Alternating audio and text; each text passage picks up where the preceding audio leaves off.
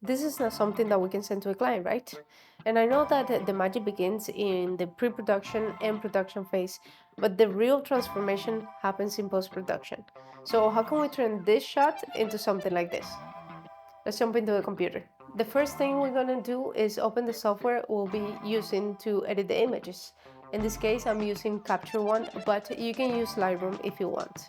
We're gonna do some simple edits here, and then we're gonna take it to Photoshop to clean up a little bit. This image over here is meant to be used for social media, so we're gonna crop it to a 4:5. Gonna adjust it. I think it's a little bit crooked, so let's fix that.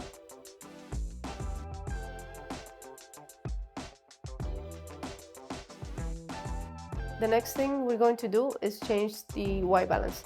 I know it by heart because I already edited some of these photos, and this is the look I chose. So we're going to play with our highlights. We're gonna decrease it a little bit. That's more than a little bit. And then we're gonna lift our shadows. I like it. And even though my exposure is correct, I'm gonna increase my exposure over here because I want it a little bit brighter. So, but just a little bit, not too much. Yeah, there we have it. And now let's do some contrast, just to make the image pop. And I think that's good. If we look at the before and after, look at this. Look at the change. Just a few simple steps and we have that. So that's pretty nice. The other two edits that we're gonna do are over here in clarity and structure. Structure for my Lightroom people, this is the same as texture. We're gonna give it some clarity, just a little bit. And then structure or texture, we're gonna do more than a little bit. And this is something I recommend if you're editing food. You want your food to pop, you want your food to look appealing, tasty, and this is something that gives, you know, the food texture, and it makes it look a lot better. Look at this. If we zoom in and we look at the before and after, look at the difference.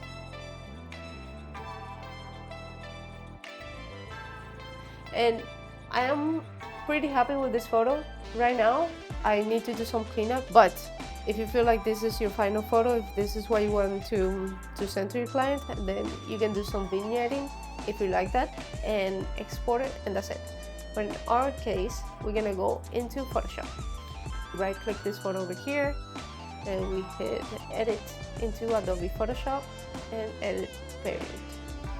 I like to duplicate my layer just to see how it looks after, you know, after I do all of the editing, but you don't have to do it if you don't want to. Okay, let's look into this photo. You can either choose to use your clone or your brush tool. I do both, it all depends. Let's do a brush, which is easier. Let's see what we get.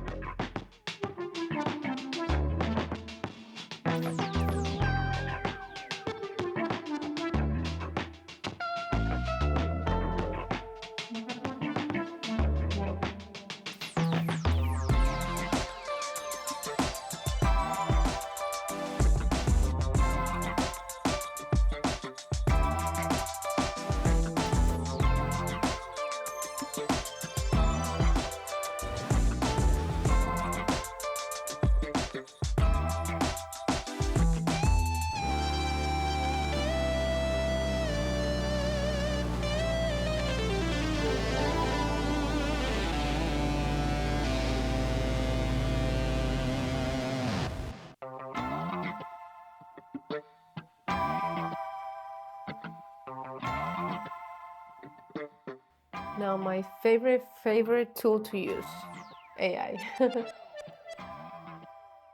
There's a little bit of a mess here, so let's see what we get. Generate fill. You can either write something down or you can just click generate and we'll see what the AI gives us. That's pretty good, right? See? I think I like number 1. Yeah. And then next.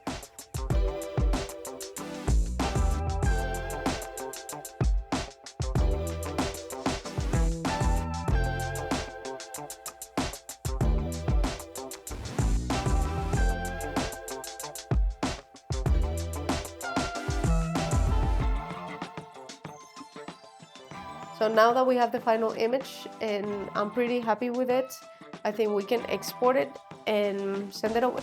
So let's do that. Let's export it.